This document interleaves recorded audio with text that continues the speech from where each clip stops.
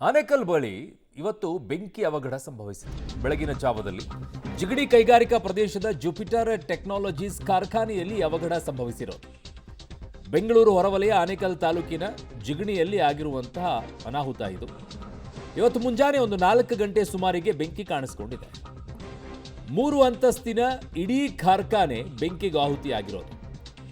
Electronic city, Anekal, Jayanagar ಸೇರಿದಂತೆ 8 ಅಗ್ನಿಶಾಮಕ ಠಾಣೆಯ ಸಿಬ್ಬಂದಿಗಳು ಕಾರ್ಯಾಚರಣೆಯನ್ನ ಮಾಡಿದ್ರು. ಬೆಳಗ್ಗೆ 4 ಗಂಟೆಗೆ ಬೆಂಕಿ ಹತ್ಕೊಂಡಿದೆ. ತದನಂತರ ಈ ಬೆಂಕಿಯನ್ನ ನಿಯಂತ್ರಣಕ್ಕೆ ತರೋಕೆ 4 ಗಂಟೆ ಬೇಕಾಯ್ತಂತೆ. ಕೋಟ್ಯಾಂತರ ರೂಪಾಯಿ ಮೌಲ್ಯದ ವಸ್ತುಗಳು ಬೆಂಕಿಗೆ ಆಹುತಿಯಾಗಿದೆ. ಸದ್ಯಕ್ಕೆ ಯಾವುದೇ ಸಾವು ನೋವು ಸಂಭವಿಸಿಲ್ಲ ಅಂತೆ. ಕಂಪನಿಯಲ್ಲಿ ಮದ್ಯದ ಬಾಟ್ಲಿ, ಸ್ಟಿಕ್ಕರ್, ಲೇಬಲ್ ಮತ್ತು ಹಾಲೋಗ್ರಾಮ್ ತಯಾರಿಕೆಯನ್ನ ಮಾಡ್ತಾ ಇದ್ರಂತೆ.